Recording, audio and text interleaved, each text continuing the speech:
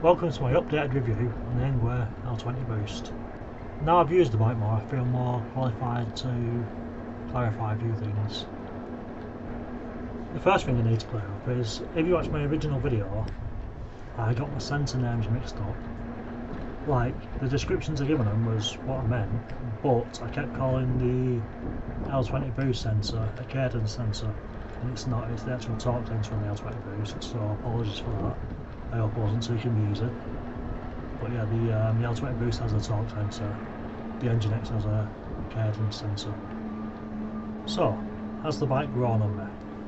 I have to say I'm still conflicted. It has, but it also hasn't.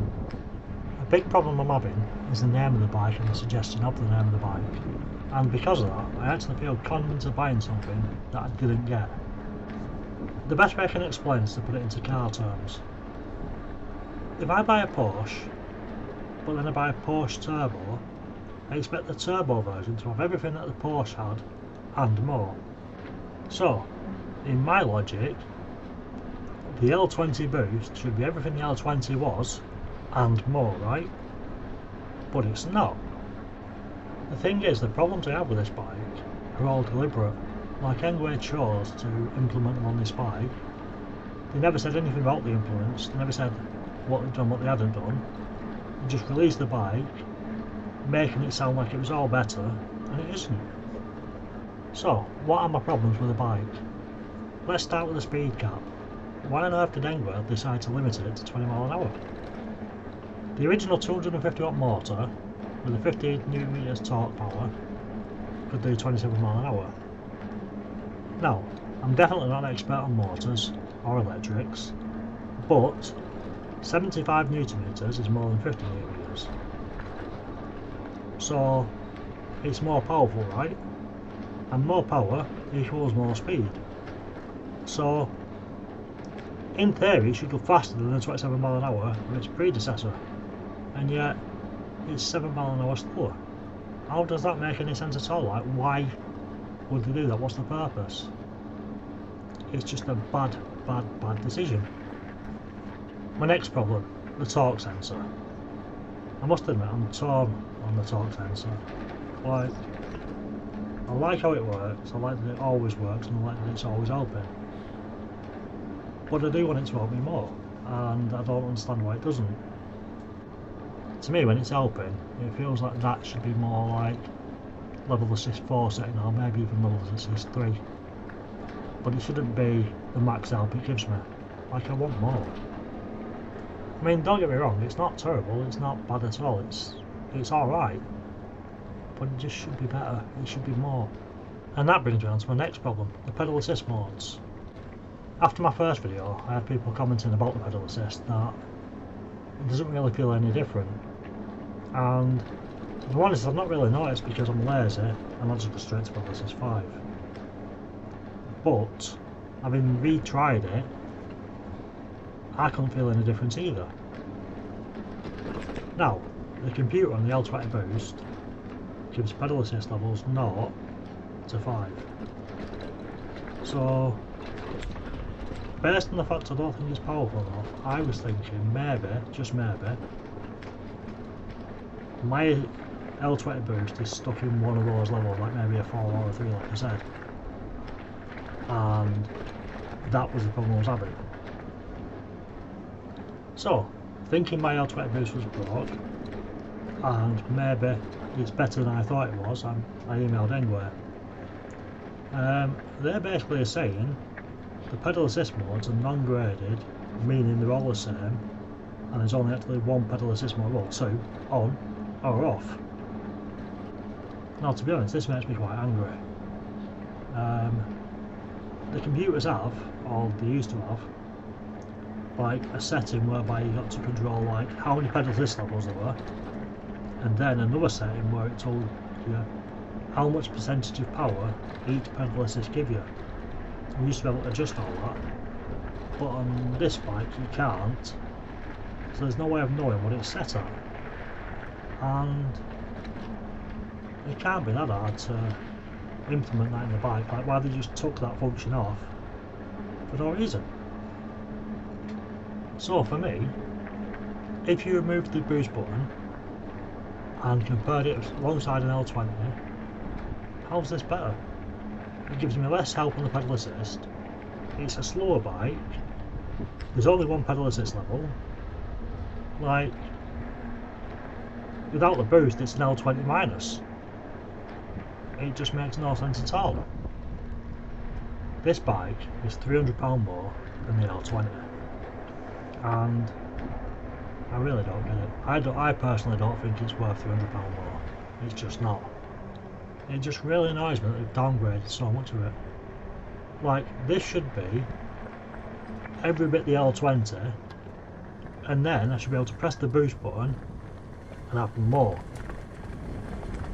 But the balance isn't there. It's below the L20, it's more cruise because there's less functions, they give me less options on the computer, less ability to customise my bike, and then it all comes with the boost button. Like, the boost button's better than the L20, there's no doubt about that, but why is it not better without it? It should be better without as well.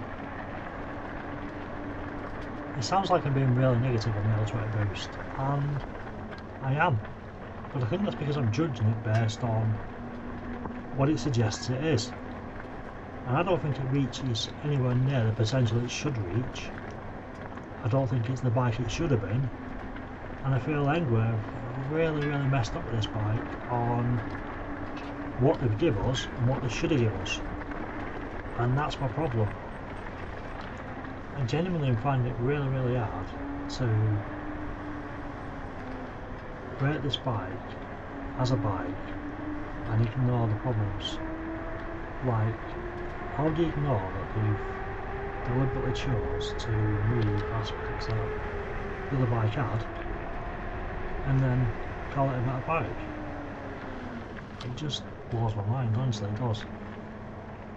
If I get past that, the L20 Boost is actually quite a decent bike. It's a nice, comfortable ride. It's pleasant to ride. It's a good bike. I definitely like the torque sensor in the L20 Boost and the way it's always helping me. Again, I do wish it gave me a little bit more, but I do like it as it is. The boost button is actually the redeeming factor of the bike. Like, it's really good.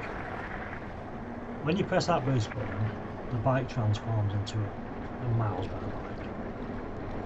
The fact is, with the boost button, this bike can do things that the normal L20 just can't. It can get up far steeper hills far easier and far better. The acceleration's better with the boost button as well, and once you're at 15 it stays at 15 reasonably well, and you don't really have to press it that often to top it back up unless you're going up a hill or something. Also, while you're at 15, like, you're not having to pedal much. You're still having to pedal, but it's not a load of energy exerted to keep yourself at 15. It's a comfortable ride. The brakes, as I said on the original video, I don't think 160mm brakes are enough, and I still stand by that. I just don't know why it doesn't stop you like it should do. I don't know why either, because on the EP2 Pro I was fine with the 160mm brake discs, but for some reason on this it's just not enough. Now, as I said in the video, I was going to upgrade them, and I have upgraded them. So now mine's got 203mm front ones and 180mm on the back. Now you may be wondering why 180 on the back and not 203. And the reason is, when I did it on the Engine X, the brake caliper pushes really tight against the rear rack, and it's very hard to adjust, so I just figured if I drop down a size, it saves that hassle. Now, having upgraded the brakes, I'm happy with them now. Like, I do feel like my upgrade has solved the issue completely. I mean, yeah, it could be better, but I don't think you need any better. It's fine as it is now. I definitely like the L20 Boost, just not as much as I wanted to, and that disappoints me. So, on to the real questions. And the first real question is, at 977, would I buy the bike again? And the answer is yeah, I definitely would. At 1300 would I buy the bike? No, I just wouldn't. Would I recommend buying the L20 Boost rather than the L20 if they were the same price?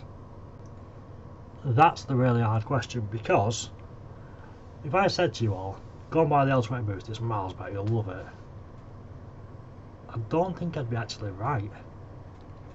Like, I'm pretty sure there'll be people out there who prefer the L20 over the L20 Boost, especially if they don't have big hills to get over on a regular basis and they live in a quite flat place. So I don't actually think I can recommend it to everybody. I think there'd be people who were disappointed in it and would have gone, I wish you'd said I should have got the L20. So how do I recommend it?